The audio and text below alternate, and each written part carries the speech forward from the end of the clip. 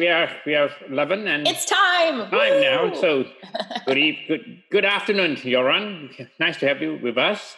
And thank you very here we much. are on Ocean Geographic Live again. Alex Rose in Chicago. Hello. And and we got everyone coming in. Thank you very much. And we got Jane even online now. Yay. Göran, I met Göran in 2006 in London. Yes. Remember? Yes. And you make 10,000 pounds. Yeah. Actually, more. You make 11,000 pounds because you're a category winner. We both won that year, right. but except you got a $10,000, 10,000 pounds. Yeah. I kicked your You ass didn't win that day. Yeah, you kicked my ass there. And that picture is funny. amazing. We still talk just recently this year. We just talked about the picture. I mean, it just blow everybody's minds away. Just look at the eyes of the walrus. Oh, it's gonna eat you. Yeah. That was just a lucky moment. That picture. It was like, I think that I have it. I'm gonna show it in a while, but I think it was more like. You know how you have lots of experience with walrus, but do you know how a walrus eat a seal? Yeah, I know. Yes, but I don't like to think about it, you know. I think you should tell everybody afterwards how walrus eats a seal, you know. It's that really sounds rough. It is. No, it's perfect. They leave your whole body intact, the whole shell intact. Yes. You end up like a vacuum bag, yeah. Oh, fun! They use a straw, like a little straw. Yeah, but you have to fight your fear. You know, it's always like that. You know, you have to. You can't let it come close to you too much. Yeah. All right, Alex. All right. Well, thanks for that fun image to start. Well, thanks for joining us. I'm gonna tell everybody a little bit about you from your bio, and then we'll jump into your presentation. Sure. So, for anyone who does not know about Göran, you're in for a treat. I started diving in 1979 and was actually the first person to lead sport diving expeditions to polar regions.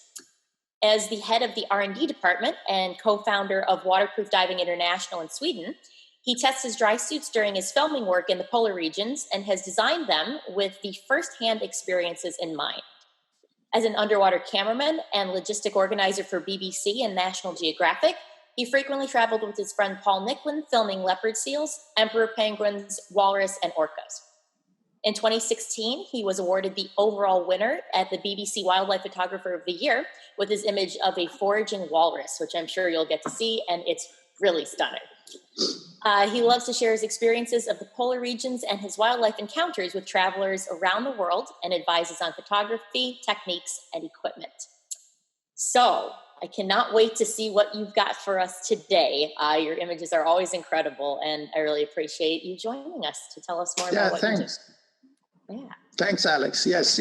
I wanted to show you, and I thought that's to start from the beginning. So I will just share my screen to everybody. Sounds good. And let's do that now. And I hope that the screen pops up there. It does. Looks good. Yep. Good. And then we do like that. Okay. So as you mentioned, you know, waterproof has been my baby since I left school nearly. Me and my brother, we started waterproof 1984. Making wetsuits in a garage, and of course now the logo is a walrus, but in the beginning, 1984, when I was quite young guy. That's a great picture to have. That's me in a Poseidon dry suit. There was nothing better on the market at 1984. So I dry suit, neoprene dry suit. But here I'm on the boat and we were diving with orcas. So I started to dive with orcas 1984 in northern Norway, the same place where me and Michael been, and we still are every year. And of course, so at that time, you know, when we started waterproof, we thought about Björn. My brother Björn came up with the name, and I was thinking about the logo. So the logo was, here's our garage. This is the first waterproof 1984. And in the logo, we have orcas. But at some point, you know, we realized that we Googled, when Google came around, we Googled how many icons of orcas there were in the world for brands. And oh la la, there were so many. So we thought, okay, orcas maybe not the best animal to have like an icon for the company. So that's why we choose them. My second, the second animal I like very much, which is the walrus, which I worked with a lot. These are all both animals that I worked with a lot. And I think everything is connected in a way. Because when I was working with the orcas, I met a guy called Magnus Elander, and he was doing a book about the Arctic. And he asked me about a chapter of underwater life in the Arctic. And he asked me if I wanted to join him because he had a lot of experience of traveling in the northeast Greenland. And told me about walrus. And he said he knew a place where there is each summer not so many walrus, but in a fjord. And we, of course, we like fjords because fjord is protected, you know, if you're out in a rib or something. So it's nice to work in the fjord in that respect on weather-wise. And of course, it's also easier to follow animals through a depth curve instead of they feeding out in the open ocean than they're following a depth curve in the fjord. So me and Magnus, we joined together and we went to northeast Greenland. Like you can see me here. I'm laying, as you know, taking pictures, wildlife. It is 99.9% waiting. And just being standby. Yeah. And of course, in the beginning, I asked, you know, around.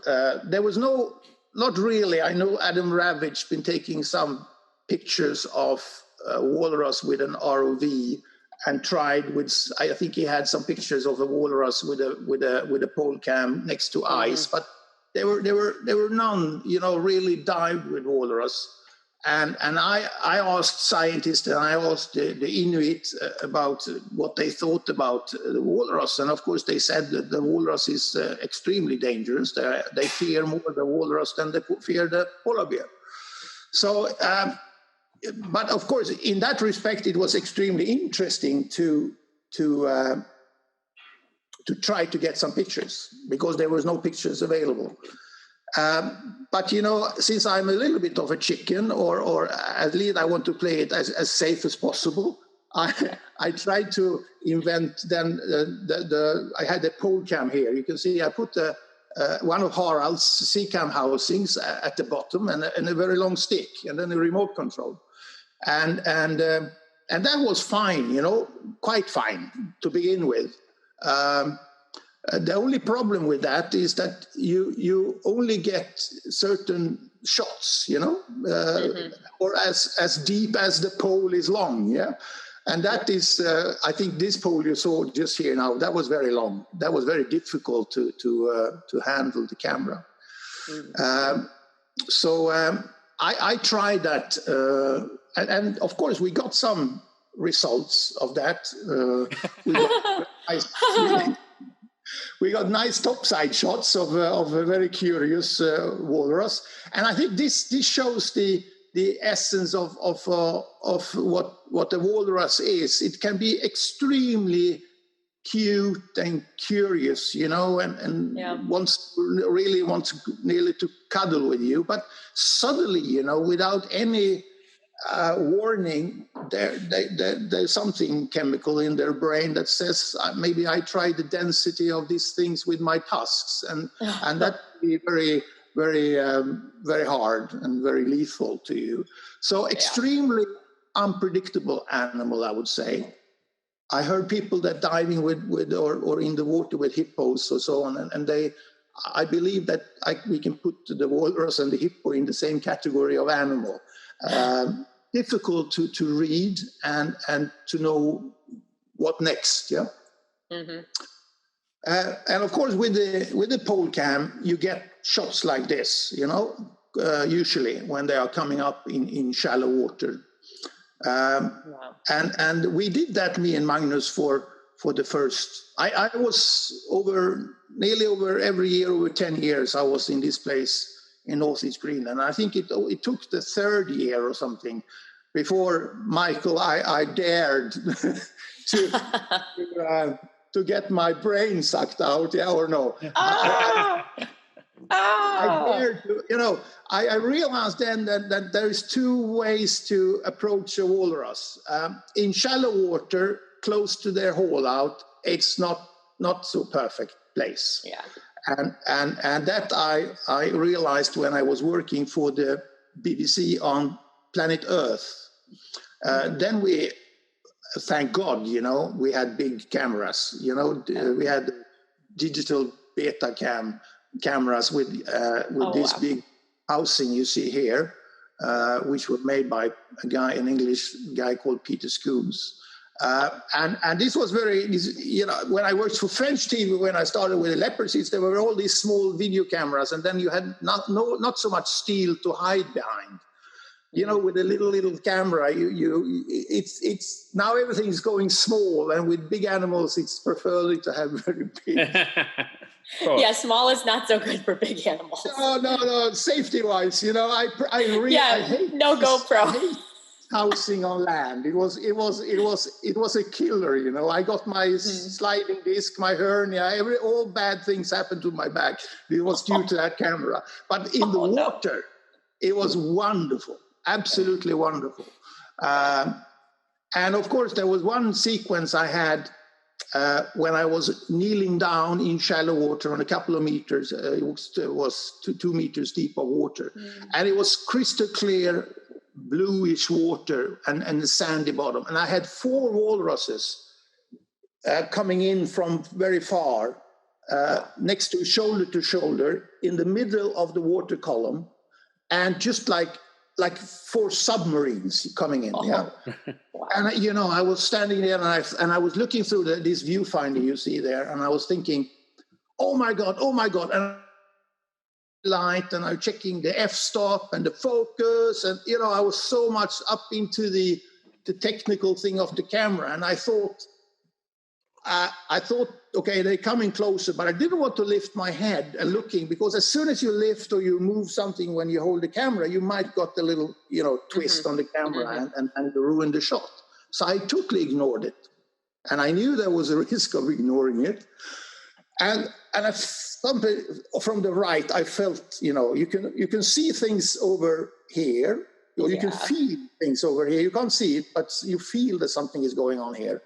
And eventually, I looked over on my left shoulder, and there was this huge walrus coming in, steaming in like a train, And I just turned around, and he smashed into me, and I dropped the camera. And that's the next picture of me dropped. I'm running out of water. I'm already gone, Yeah, done. And I dropped this $250,000 camera in the water, and it was laying around there. And I thought, that was a close one. So I was a bit nervous there. Yeah. But eventually I went back to the water and retrieved the housing and went out like very fast. And grab and go. After that, I think me and Magnus had a big whiskey or something to calm our nerves. But you can see, look at that walrus. He was pissed before I met him. He was very angry. He has a very red eye. Yeah. So I realized then that it's not so good to be in close, in shallow water with walrus or close to their haul outs, because then they are concentrating in getting up on land, and they are open for things to do, and they, of course, they like to kick ass. That's for sure. They kick ass under each other all the time. So why don't kick another Swede once in a while, But I realized when they are diving, they're extremely focused.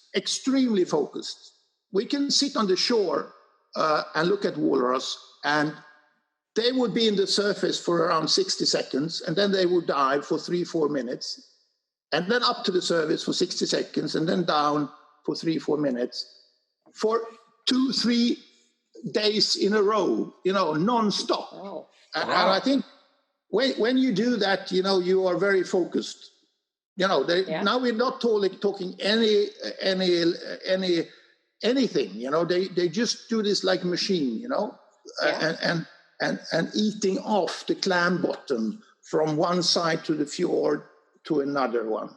Mm-hmm. And I thought then if I approach them like you see here on the image, there you have me behind the walrus, and he's up there in the surface for 60 seconds.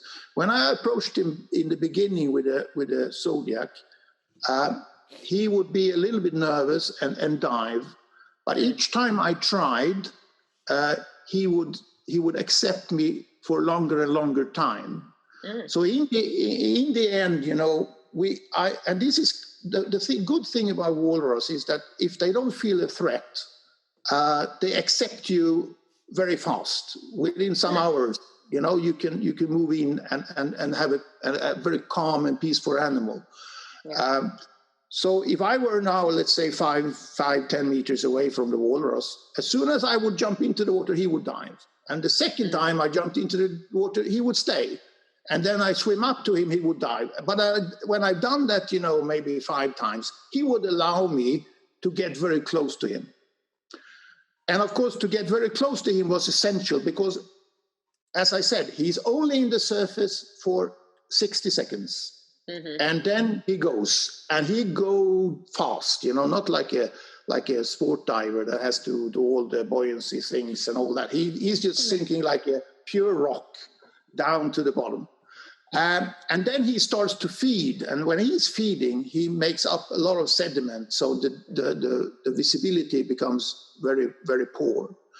So it's essential to be very close to the walrus so you don't lose him down there, especially if he's feeding it from everything from 50 meters to 35 meters, or sometimes 10 meters. But shallow is very difficult because that's very difficult to find him.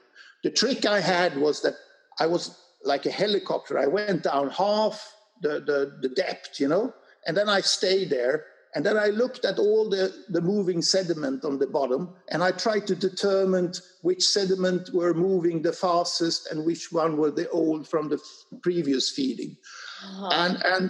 And in a while, I learned the trick, so I could swim straight up to the walrus or find him. That was also a very scary moment for both of us, I think. Yes. That you swim around in the sediment, nobody sees anything, and you always want to get to the border of this big cloud, yeah? Yep. And suddenly, whoop, there is a walrus, and I jump, and the walrus jump, and oh la la, what's going on? Yeah. So we have had our moments, but I think I dived with a lot of walruses, and always I preferred one animal.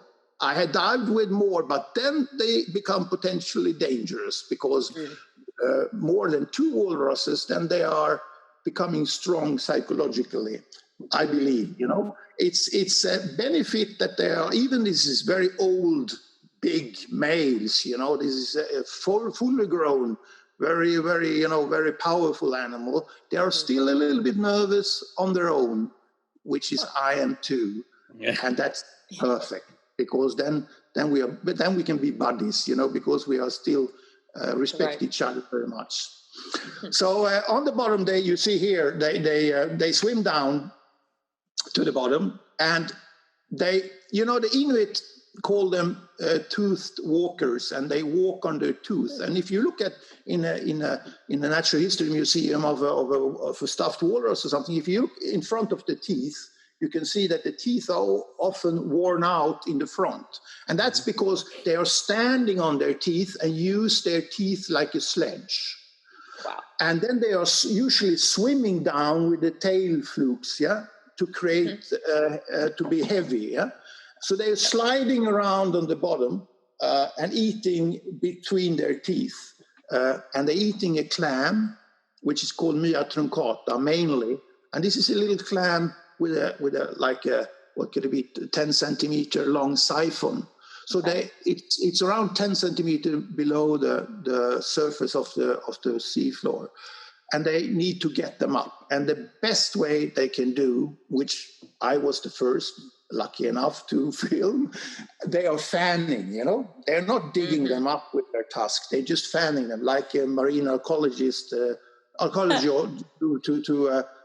to relieve, you know, whatever hidden in the sand. Yeah. So they are fanning a lot, and that's why they create extremely bad visibility, but also extremely nice environment because it becomes a little bit spooky, all of that. You know? Yeah. That's what they're doing. And I've been, as I said, I've been doing this for 10 years. And then me and Paul, my good friend, Paul Nicklin, we went over there and did the piece for National Geographic magazine and also for National Geographic television. But then we had extremely bad visibility and we had many big groups of walruses. So that year, when me and Paul was there, we were both extremely nervous about this because if you can't see anything, it becomes even more spooky than it is. I'll bet. Wow. And here you see a friend of mine called Peter Bondo. He's a scientist up there. I really had to tell Peter that I really wanted him to see this. And he said, I will never, Göran, I will never go into the water with the walrus. It's totally dangerous. Up. And then I came up one day and I said, we have this beautiful walrus and it's so calm. You know, I've been diving with it for hours and I did all the video I had. I had no batteries left. I had only a few batteries left in my still camera. I said, it would be so great, Peter, to get you into the water. And he promised his wife and daughters and everybody that he would never do it. But eventually I got him down into the water. Then for the next 2 weeks, I couldn't get him out of the water. That was the problem. He didn't want, he wanted to go back all the time, to dive with the walruses. That's so the outcome of this is quite interesting because, of course, me taking pictures, we also collected all the empty shells after the feeding so we could help the science to compare, because they compared, how did they do? They were injecting some nuclear water or some, radioactive water to see how much embolism or, how much energy an animal uses to understand their feeding behavior. And they got out a number. But because we also collected all the empty shells, they could compare that to their other science knowledge, and it matched it perfectly. So it was the second little proof that how much they were consuming and how much energy they were using. And another thing also, that it showed that the walrus are left-handed in the same percentage as humans, because they mainly been fanning with their left hand. So a lot of nice little, I was still just there for the images and the adventure, but it's always good if you can share knowledge with the science. Yeah, definitely. Yeah. And then, as I said, then they as a diver, you don't need to go up. So it's quite nice to sit down there on 20 meters and if you have visibility, and then you see the walrus up in the surface. He has to be there for 2-3 minutes, for 1 minute before he comes down again. And I had a couple of animals who've been beautifully swimming down to me, and we nearly like a dolphin, swimming shoulder to shoulder and for some hours. So it's been great fun with these animals. That's the one. And then, of course, Michael, the winning image of 2006 Shell Wildlife Photographer of the Year, which were pure luck. I think everything I do is luck, but this was extremely lucky. I was not aware. It was more like a John Wayne shot, from my hip. He just bursted out from the sediment. And it's a bit funny story about this, because it was me and Magnus been up there for 10 years, okay? And suddenly the digital camera arrived on the scene, because we were all There'll be a D2X, isn't it? Yes, D2XS, I think. Oh, no, It was before that. D2X, yes. You're right, Michael. It's D2X. And I didn't have a digital camera. Magnus had it, and I bought from Harald one of the housings from Seacam, and he had a computer. He had a laptop, a Macintosh, and he had a hard drive, and et cetera, et cetera. And they were all new. Now this sounds like it was easy, but it was not easy when you never opened a digital camera or a laptop before. It was not easy. Right. And then, on Harald's housing, there was either you push this bottom this way on this side, then it was view, or if you pulled it backwards, it was delete. Yes. Oh, no. And I was down there, and I learned, Paul learned me, it's called shipping or something. You should, when you look at your images underwater, you should not do that. Yeah. Because you should concentrate on taking pictures. But I was there, and looked and the D2X had a little, very small screen in the back. And, yes. So it was a little bit hard to see down there, and then also to find the magnifying button and all that. But anyway, I got up to to Magnus, and I said, Magnus, I think I got a nice picture. I said, oh, that's fine. I said, and then we went and downloaded everything on his hard drive, which was a special Nikon hard drive for some sort, which got everything in different maps, and we couldn't find the picture. And I said, no. Shit. I probably pushed the bottom in the wrong direction. I said to myself, well, we take a new one another day. I said, but it looked like a nice special image. But then 3 days later, because this Nikon thing, have downloaded, I don't know how it worked, but it shared the images in different files. So a couple of days later, we found this image, and I said, oh, there it is. That is, it is a good one. All right. It's a 10,000-pound picture, 11,000-pound picture.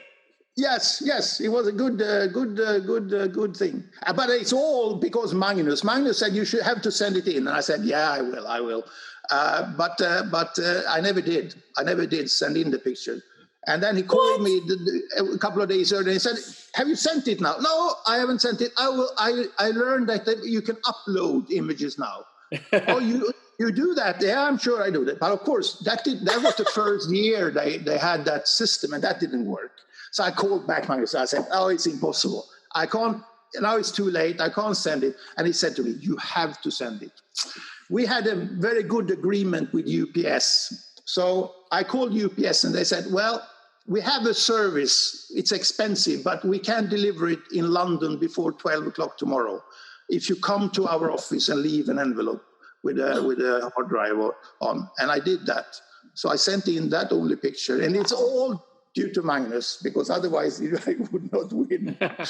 Oh, wow. So it was a lucky shot in many, many, many respects. You have to be very prepared to be lucky. But how long do you take to know an animal before you can get this close to the walrus? How long? I would say I usually stay there then for 2-3 weeks, and I wanted to hang around for at least a week to understand what animals which were a bit calm, So it needs time. But I would say after a week or so, I would start trying, because it arrives new animals all the time, and it goes animals, and I like to know who have as a dive buddy before I just jump into the water. So at least a couple of days or a week, it all depends on the circumstances as well, because it can be bad weather for a week and then I don't see anything anyway or see any animals. Mm-hmm. Yeah. And I think that, then before you move on, I think to Leopard Seal, there's a question from Toby. Alex, you want to field a question, Alex? Do you see it? I don't. Hold on. Okay. You have it. Go ahead. Toby want to know where, orcas and obvious choice, because many people fall in love with orcas, with polar bears. How do you find love with walrus? How did that passion started with you? The passion with, the walrus was just a pure coincidence because nobody died with it. I now like walrus very much because they're extremely personal and very loving, caring, family animals. That take. They are really curious, but I can't say they are. I can't say like they are orcas that they are very beautiful because they look like shit. They're not even graces. I was so funny that I first time we all seen a graceful seal swimming around. Especially the leopard seal. Very long and like a ballet dancer. But the walrus, you think that they're very clumsy on land, they will be very smooth on the water, but no. They are extremely. When they dive down, it's all like oops, and all the weight comes on their head and they sink very ungracefully. So I think that I ended up with the walrus because it was an animal that hasn't been done, and of course, it was a mystic animal, with the big tusks in the face and so on. But it was a love that growed. Okay, it was not like the orcas. You can love from the distance. No, it was just It was like my marriage. We were working together many years before we got together. So in that respect, walrus and my wife is very similar. Yeah. But of course, she's much more graceful. Yeah. And say, be very careful on your wording here. Yeah. That's funny. All right. Leopard seal time. Yeah, leopard seal. Yeah. So of course they are. Leopard seals. I wrote my wife once that she has a competition there. I had a leopard seal called Yellow Belly who were really, really long and slender and tender and caring for me. So I said, you are in deep trouble, my dear Kajsa, but she's a little bit too hairy for me. So I think you're okay. Anyway, the leopard seal, of course, it's all. I think it's all a coincidence. Life is a coincidence. So the walrus was a non-dived animal. Okay, when I was around, and of course that word spreads around in the TV community, and suddenly there were a French production company called St. Thomas Productions that wanted to do a documentary on leopard seals, and a guy called Bertrand Lawyer there, and Bertrand found out that I've been diving with walrus, and he put the walrus and the leopard seal in the same category. Very few. The walrus, of course, nobody died with, but it was a feared animal. And the leopard seal, there was Peter Scoons and Doug Allen from BBC had a sequence in a very nice documentary, old one, but you should, if you have chance to see it, called Life in the Freezer. Yeah. Lovely TV series from the BBC. There they had the sequence, but not so much work with the leopard seal. So Bertrand thought, okay, Göran, since you've done one lethal, dangerous animal that you got along with, why don't you do the next one? And I never been to the Antarctica. This is the early or mid 90s. So I said, sure, no problem. I go to Antarctica. He was funny because he said to me, Göran, and I said, how do I get to Antarctica and where do I find the leopard seals? And Bertrand said to me, well, Göran, I hired a yacht for you. It's in Ushuaia, and you just sail to Antarctica. Aha, I said, but Antarctica is a continent. It's quite big. Where do you want me to say? It doesn't matter. I don't care. You sail to Antarctica. And he, of course, with a French accent. No problem, Göran, you send it to Antarctic, and there you find the Leopard de mer. So I thought, okay. And of course, I didn't want to be make any fuss. So I said, sure, I send to Antarctica. When I got to Ushuaia, I called Of course, I worked with orcas then, so I knew a lot of people in the BBC, especially then Doug Allen and Martha Holmes. So I called Martha and I called Doug and I asked, where should I go? I need your help. Well, Doug said, go to Dream Island. And then, okay, so I found that on the map. And I said, do you think I will have any problem with leopard seal? And he said, no, not really. But maybe you should bring a ski stick or something, you know? He said, because me and Peter, then he referred to Peter Schoons. We were in the water for an hour, and he was a big lady there, and she was really up close, but we got out and we were fine. But so he had limited know-how about this. So I said, okay, a ski stick. And I could find that in Ushuaia because it's, of course, during the winter, it's a skiing area. So, of course, and then I went there and I got on the sailed through the Drake Passage like we done. Then I got into first we had this is a small production company, so it was a very small, tiny camera. And it was also a very small Zodiac. We had a Mark II or something. It's nearly sinking when a diver and a driver is in the water. And if you sit with your tanks, and you sit on the pontoon with your ass, your ass is nearly touching the water. So we are very close to water, even though we are in the Zodiac, because we were sailing there. So everything was miniature. So I thought, okay. And then I suddenly, we traveled around and we see this huge ships. And a leopard seal, is a huge seal. It's really big. And the head is enormous compared to a normal little crab-eater seal or a harbor seal or something.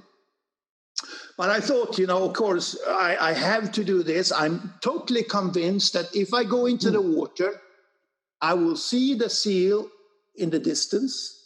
And like most animals, it comes slowly to me, and give me time to adjust, like the walrus, And if I get scared of guys, I can always go up in the Zodiac. That was absolutely, I was convinced that this was the way it was done. So of course, I go into the water and bang, first seal, bang, right in my face with open jaw. And I got so scared, so I was flying out of the water like a rocket. And Serge he was from Chile. Serge was in the boat and he started screaming, and I said, what are you screaming for? He's going to die, we're going to die, we're going to die. And he started to drive the boat. And we drove the boat straight up on land and the leopard seal after. And we had to pull up the boat, and then we sit there and we were absolutely terrified. This was pure evil, This was the closest to death I've been. And I thought, this is impossible. Okay, I can get some pole cam shots, but this is impossible to work. I mean, I will go back to Charles de Gaulle and to Paris and just tell the guys that you sent a chicken Swede. That's just a fact. But I'm very happy because I'm a chicken Swede, a live chicken Swede. Yeah. But then we were sitting there a little bit more, and I thought, maybe there was something, you start to tell yourself, excuses. Mm-hmm. So I took off all the dive tanks and everything, and I made myself extremely light, even no weight belt, And I decided, okay, I always hold one hand in the side of the Zodiac, and I just slip into the water with my camera. And I slipped into the water with my camera, and bang, the seal was straight up into my face. Again, I jumped up into the boat, and we were moving back to the yacht, And it was terrible. It was terrible. I was really frightened. And wow. we went back to the and this was the first day we were there. And I bought this single malt Dalwhinnie 1 liter that I thought I would save for special occasion when we had great shots or something. We would have a little sip, I finished the bottle within 1.5 hours and were pissed drunk, just to settle my nerves. And I said, okay, that's it. We go home. We're going home. I can't stay here. This is dangerous. Very close to Dream Island, there is an American station called Palmer Station. And we just visited Palmer Station just prior to we arrived, because we needed to ask if we can put anchor in the bay of Dream Island for a couple of days.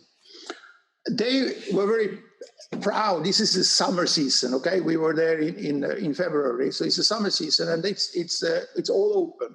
Everybody is there. All the scientists are there. All the doctors, all the people that can stitch up bodies are there, and you call it surgeries.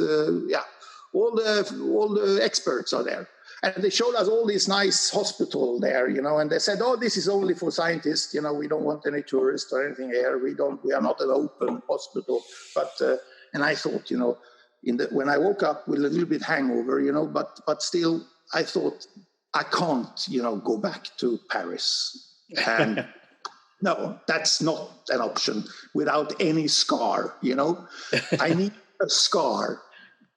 I need a rip in my dry suit. I need a broken fin. I need something, or a bite in the arm, whatever. But totally untouched, or not any damage whatsoever on myself or my equipment. That's not acceptable.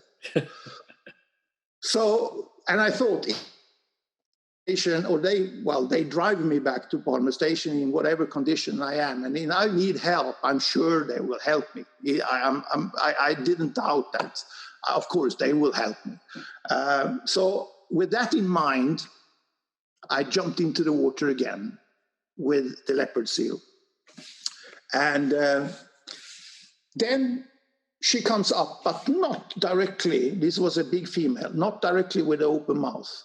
She comes up with the face very close to my face, and she rolls her head a little bit like this and looks a little bit curious, and then she backs off a little bit, and then she pushes out her head, like that. And then I jump, I become very scared.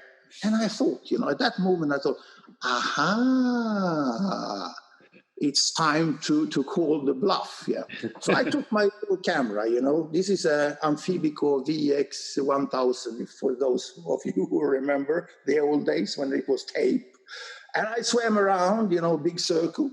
And I swam around, and I swam up to the seal, and I hold my little camera in front of the seal. And then I just exhaled, and I was very relaxed. And then I throw out my camera, and the seal jumps, and make a big circle, and then comes back.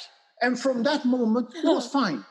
It was just a matter of, showing muscles, or whatever. Funny. So it was. It was the first leopard seal. Now, after 10 years and hundreds of leopard seals, they all have, a lot of them have this behavior. I had been bitten a little bit once, but very gentle. I never had any problem with leopard seals, as I thought I would have. There is no more. They are the perfect animal for an underwater photographer, because they will always stay in front of the camera. Which animal does that? Hello, they are like they are like a documentary soap. They want to be in front of the camera all the time. And of course, they are mainly there now in February to eat chickens, This is penguin chickens. They are just penguin chickens, yeah. They've never been into the water, and they can't swim, the poor animals. And they go into the water in hundreds and hundreds. And then the leopard seal, of course, they really like the tender meat on these penguin chicks. So it's a big feast. And that, of course, is a bit tragic to see. In the same time, it's quite, the hunt itself is quite interesting sometimes. They kill a lot of birds, especially in the morning. They seem to have the same rhythm of day like we have. We are active in the morning, then we have a lunch break with a little siesta, and then we have a half active afternoon. But the big feast is in the morning, when they can kill, and eat between 5 and 10 penguins each. Wow. And then for the rest of the day, they can kill another 30, 40 penguin chicks, but they just leave them and they float around. Wow. So it's like the cat playing with the rat. Of course, these poor birds are drowned often, very slowly. But what can we do? It's nature. I went there with Paul also, my good friend Paul, for an article for National Geographic. Paul, which I like very much, and he's an absolutely amazing underwater photographer. So it's always been a pleasure to guide him to take the amazing pictures only he can take. I always I can never understand how quick he can be ready to take a picture when we're out in the field, but he's the man for that. Here we see him very close to a leopard seal that just chewing. They don't have any hand. They can't eat like us. So how they don't like feathers? Like us, we don't like feathers in our chicken. So how can they get off their skin? So they bite. What they do, they bite the penguin with the teeth through the skin. In the same time, they throw the penguin away by its own weight, and then they rip off the skin. So it's very gross. You call it grouse? Yeah. Gross. Yep. Yeah. It's okay once the bird is dead, of course. Right. But that's the way how they can get into the flesh and just chew on the fillet. On this picture, you can see that we should know that leopard seals are not primarily eating penguins. They only eat penguins. They usually can't catch adult penguins. They can catch chicks. Okay, during this couple of weeks when the chicks go into the water, depending on what species it is. But let's say it's from mid-January to end mid-March, something like that. But here you can see the teeth of the leopard seal on this. You can see behind the big ones, you have like a teeth with 3 teeth, like a big one in the middle and then the small one on each side. And this is the same teeth that the crab-eater seal has, similar ones. And they are specially made to be able to also work filtrating water. So they eat fish and krill, and they fill their mouth like a baleen whale with krill, and then push out the water with their tongue and use their teeth like a baleen on a whale. Yeah, here we see the ripping off. I tell you, I've been fed with penguins. Oh la la! I had this leopard seal named Jello Belly. That was the girl that wanted to hit on me, that wanted me to leave my wife. That was Jello Belly. And she was killing penguins and pushing them on my camera. I have one sequence of video which she comes and she has 3 penguins by the feet, like a flower, and they're all alive. And pull them down a little bit just to be naughty, and then she push them onto me, and they swim in all directions. And she goes around and catching them and put them together like a little flower package, and then push them onto my camera and onto my head. Very special seal, this one. I had so many penguins in the water in the end, so I couldn't swim because all the penguins were following me, the carcasses of the penguins. But this was a special seal. When I dove and I filmed critters on the bottom, I always had her with me, like my private little dog. Oh, wow. I nearly asked her, can you hold the lights? But I never asked her that. But that was, and these also when I went back for lunch, sometimes we did that in the middle of the day. She always went back to the yacht, and I could hear her snoring and sleeping next to the hull. So for every day, that trip was a long one. We were there for 5 weeks. So for 3.5 weeks on location, we had this seal with us every day. Wow. Here is this is Paul's image of me with my Nikonos flashes. Here you can understand a bit how big the seal is, and this is typical. You know, which animal takes its prey and swim in front of the camera? And the answer to that is leopard seal, and which is the only animal to take the prey and swim in front of the camera. It's the leopard seal. There is no animal like that in the world who wants to perform like that. Wow. And yeah, they are very, very special and extremely beautiful in the water because they are so extremely long and slender and have these big flukes to fly around. So it's looking at a leopard seal is like a ballet, you know, underwater. So this is definitely an animal which I treasures very much and like very much to be in the water with. Yeah, I wonder if there was. Now we left. Now it's the last thing I wanted to talk about is emperor penguins. If you are okay. Yeah. I good. Enjoying the stories. Okay. Yeah, this is great. Yeah. So what we see here is now.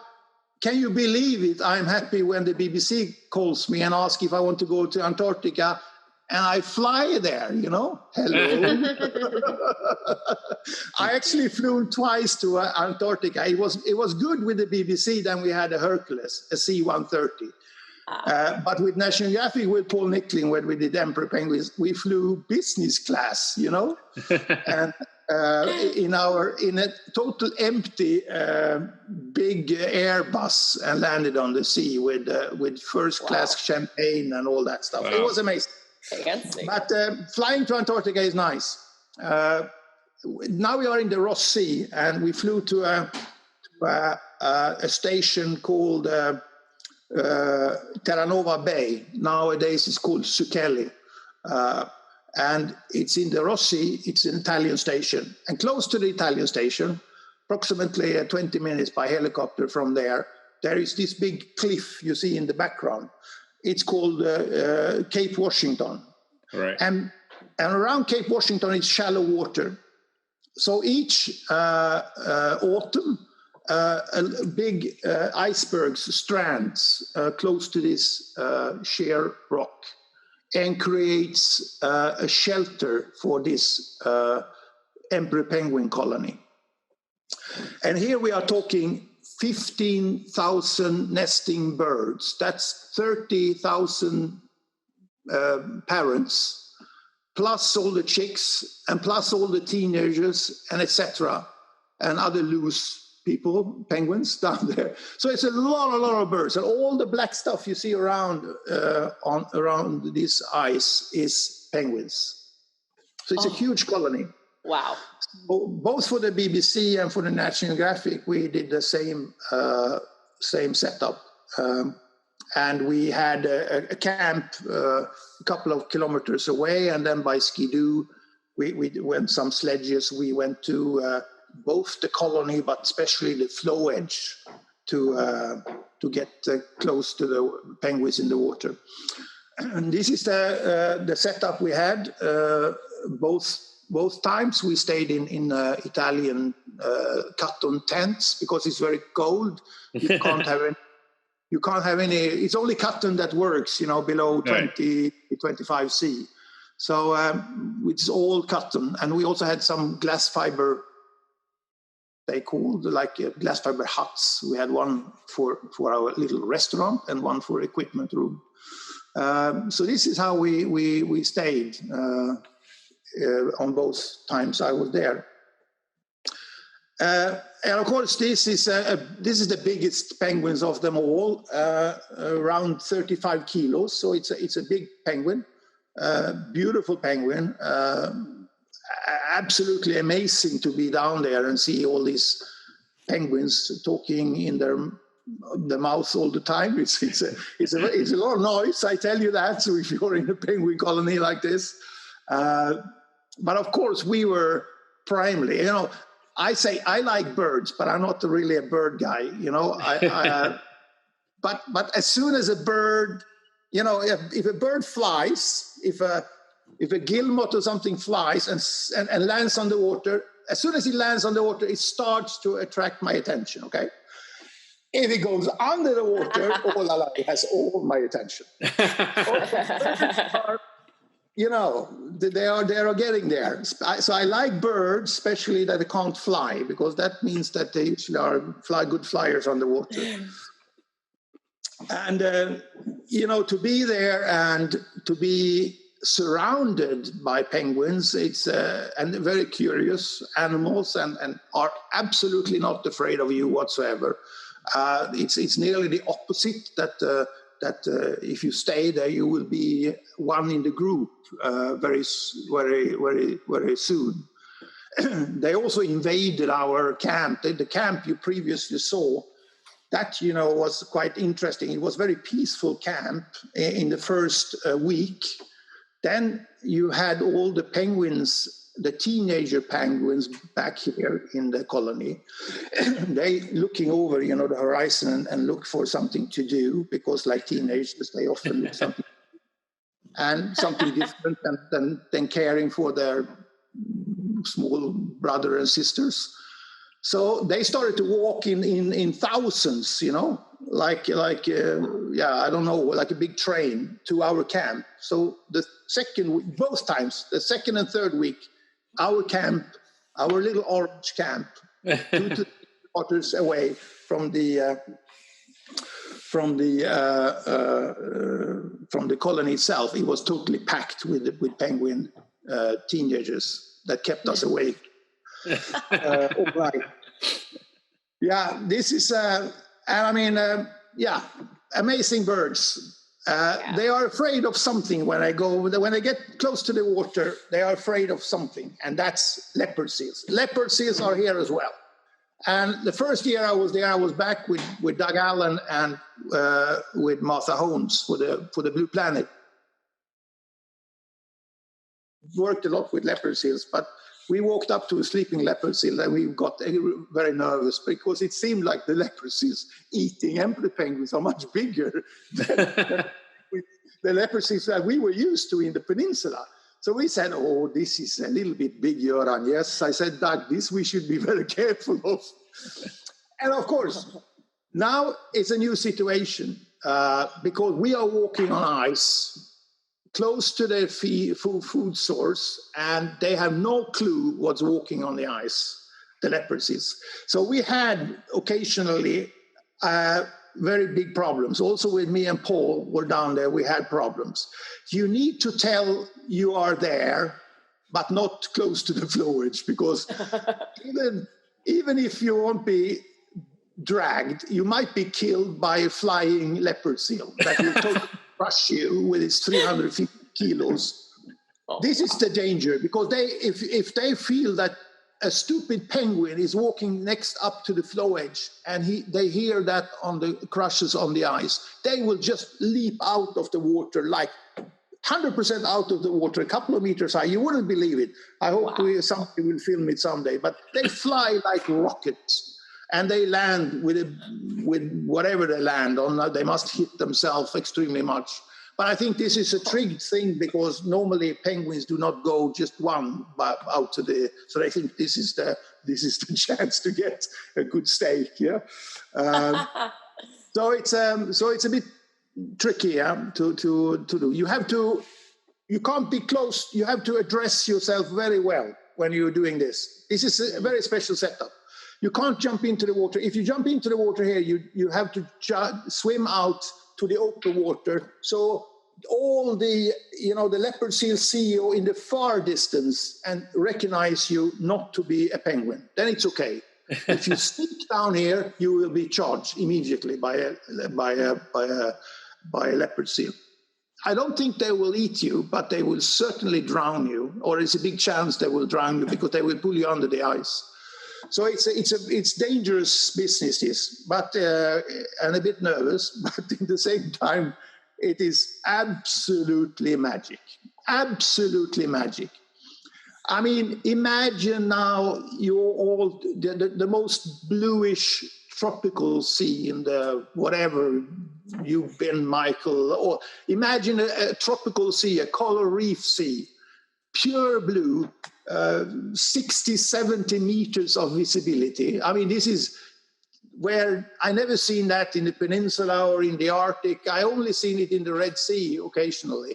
And when you have this bluish water, you have penguins instead of sharks, you know, and but penguins, you know, and they just swimming around, because as soon as they know that there is no leopard seal around, they are really, really close to you, and they are so extremely beautiful. I think this is it's very sad that emperor penguins are, or maybe it's very good that they are very far away from all the people. But but it's very sad that it's so difficult for us to experience. But they are beautiful swimmers. You know, they are much better in swimming than flying, I understand. Paul, he took he took a lot of very nice pictures during this trip. I filmed primarily. It became the most read article in National Geographic during that year, and it also took him to be, he was a little bit annoyed that I was the overall winner of BBC Wildlife Photographer of the Year 2006. And he didn't take the grand prize, but I'm so happy that this emperor penguin story and image sent into that, and also that was quite interesting to be here to see that, to understand, because what's happening that once the birds come back from feeding, they need to move extremely fast through the water and up on the ice again. Okay. They need to go extremely fast. And I always seen, that they have a lot of air in their feathers. And you can also see that before they get close to the flow edge, they are collecting a lot of air by opening the feathers and they're swimming around and turning around and filling themselves with air. I thought it was, by the buoyancy that they press themselves down, and then by an expansion of air, they will lift them up. But it was not. I was wrong. It's much smarter than that. and that article came out in Science the same year that we were there. They actually create a air tunnel because it's less friction in the air tunnel. So they create an air tunnel, and then they can move as the same why they fly. Why they what do you say, the porpoising, yeah? In the air, it's just because they are pockets faster. Yeah.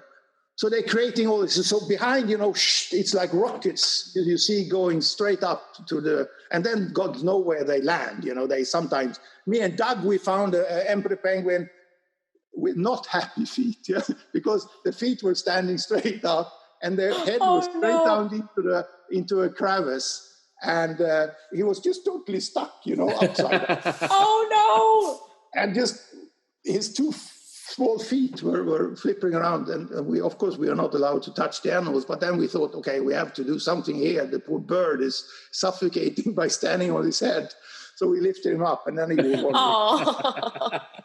But that means that they just go for it, because anything is better. Landing and break a wing or a feet or some ribs is nothing to compare to being in the jaw of the leopard seal. Here we see Paul lace, and here you can see that first you get one bird, and then they all come up.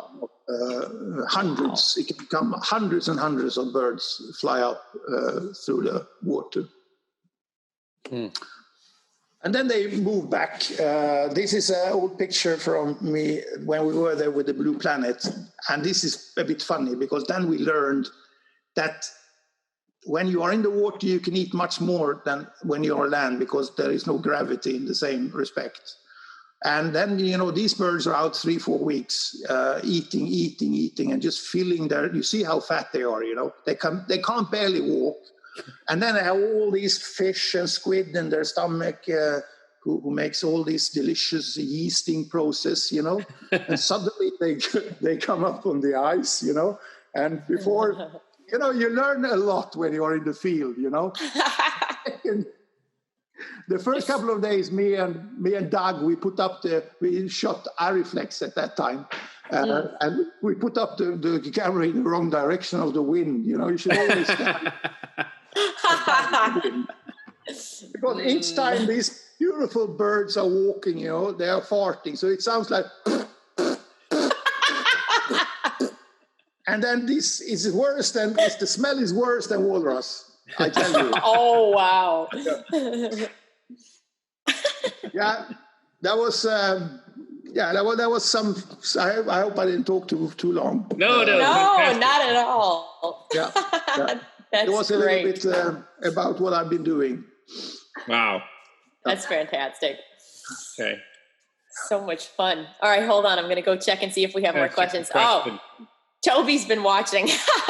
So we are back to leopard seals. And if you want, there you go. We can see you. He was wondering, he read that leopard seals are quite vocal underwater. What is your experience with their noises?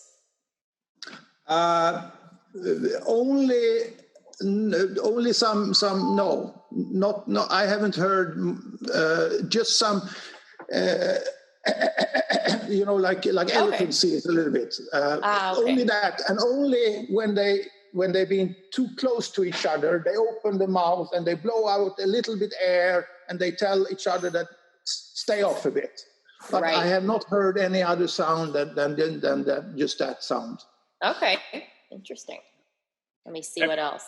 Göran, have you, when you see leopard seals, I mean, to the Antarctic about 6-7 times now, but you always see them alone, leopard seals. You see them, you know, like walrus, having a few of them together. Are they sociable at all? Yeah, they are. They don't like to feed together, you know. Usually they feed one by one. They don't interfere with their own. If one is hunting or one patrolling south side of an island, you know, now we're talking small islands, okay? So maybe, but they take their area, which they stay for the season as long as food. And they don't interact with each other during that. But when they then haul out, I have still images of maybe 30, 40 leopard seals on an ice floe. So they can be together, many animals without any problem on the same ice. But once they go into the water, they mainly... Well, I've seen young animals, as I said, that they can play around and have, you know... But these are young animals, but they don't like to share or hunt together or anything like that. Okay. As I experienced, yeah. Interesting. And do you mean in terms of the peninsula? I know you can find them easily, but is there, besides February, where they go there to, so to speak, to hunt for the penguins? But if you go down in November, December, why are they mostly on land? I mean, when? No, they follow. You know, they follow. I think that all animals in the Antarctica is following the flow edge. You know, as the continent grows, they go out. So that's why, you know, there was an accident with a leopard seal in Rothera, an English station, which a girl were killed. And this was in the middle, I think this was in June or July. Now, and then we're talking the middle of the winter. And there were a leopard seal in the Polynia, okay? And there is no other life support. I mean, nothing is there. I mean, the whole ecosystem is moving with the ice. Right. And I think that accident was happening because a starving animal or something like that, because there's no food. So you find the leopard seals, you know, out at the flow edge in the winter, because that's where the fish and the krill is, because the whole continent and all the inlets are totally frozen up. Yeah. Or you find them also in South Georgia. You find them in the Mariana Islands and all the sub-Antarctic islands and the Falklands as well. So they just, like all penguin species and everything, they are inshore during summer, and then they are outshore and in the open ocean during winter. Wow. Interesting. Alex? Yes, okay. Another question. Do you choose to swim with leopard seals outside of the mating season? Would it be dangerous to be in the water when males are looking for females? Well, I think it depends on the food source. I think, of course, as I mentioned, I think you should be careful with all animals, you know. I don't know that, because then I have to go out in the flow. Of course, if it's a lot of penguins and the seals look fat and happy, I would. But I would not, as we say again, if I have a leopard seal in the Polinia in the middle of the winter, I would not go into the water, no. Mm-hmm. Oh. Right. Well, Göran, we've asked to the Arctic and Antarctic on the Elysium expeditions, and we plan to go back to view or have you go with us again in 2022 or now 2023, whenever we get the vessel. So where would be the best spot to look for leopard seals when we go again? What would the best spot? Yes. Oh, that's the peninsula. That's the peninsula, and I think that's when we going. It's just, as I always told my friend Paul, that stay with the penguin. You know, we stay with the penguin, and then we find the leopard seal. But of course, if we want to take underwater pictures, we also have to take all the other things in consideration, like visibility. That is we as underwater photographers, we need to find animals infrequent, so we got a lot of chances, and then we need visibility. And then, of course, we need places where we have shelter or where we can put anchor. So, of course, the logistic is always. But we are if we are there in January, or if we are there in February, or if we are there in March, I would say in March we can still shoot or take pictures of leopard seals in the water. Eating penguins, but then it's in the South Peninsula. If we are there early in early February, it's more north, because as season goes, it goes further south, and also different species. Adelie penguin first, then chinstrap go into the water, chicks we're talking now, and then at the last it's the gentoo penguin that goes into the water. So, of course, if we are there around that happening and that window, things will happen for sure. Sure. Alex, any more? One more question, if there's any. One more question. Yes, sure. So we're liking the leopard seals. So as far as interpreting the seals' kind of enjoyment with performing for the camera, is this open mouth, do you think, signifying a specific behavior like friendly territory marking or something else? I've asked myself that question many times. What is it? What's wrong with you? why can't we be friends without threats? Like normal animals, yeah. right, normal. I think that I mean, of course, if you're not an orca, I mean, the most animals in Antarctica fear the leopard seal. Okay, that's for sure. If you have any other seal or anything, that most of them hide.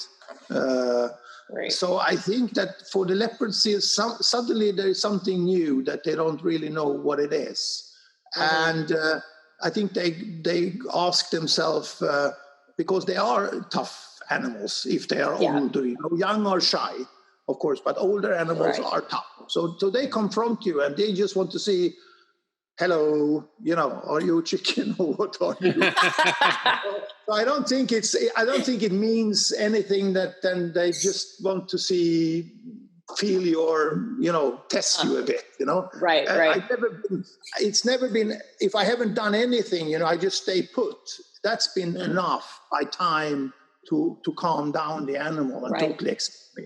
So I don't have to swim up and push my camera in front of the seal. That only happened once, yeah? That was a great story, though. Called the bluff, yeah? So, yeah. No, I think it's, but it's very common. It's very common. And as Michael most when we've been down there with Michael and with waterproof expeditions, and we had a lot of snorkelers in the water and so on, and they get nervous. Göran, will I survive this? I say, like I usually say to my kids. So I used to say to my kids, when they get very nervous and very scared, they can just close their eyes, and then the bad things go away. And usually with leopard seals, or all times with leopard seals, I've been in the water, there's not more to it than that. If you just close your eyes and turn around, they will lose. Yeah, they will go away. So they won't. Interesting. And you should, as I also say, you should get scared. You should absolutely get scared, because it is scary. That is, I think, the thrill of it. Otherwise, you have something emotional problem. If you don't get scared. That's funny. Well, Göran, thank you so much for spending some generous time with us. Thank you for your story. And I look forward to spending time with you again soon. And of course, in our next expedition together. 2022, please. I can't wait that long. Yes, absolutely. Yeah. Thank you very much, Michael. And thank you very much, Alex. Thank you. Thanks, Göran. It was great. Thank you so much. It's good to see you. Thank you. Thanks, everybody. See you around. Thank you, everyone. Bye-bye.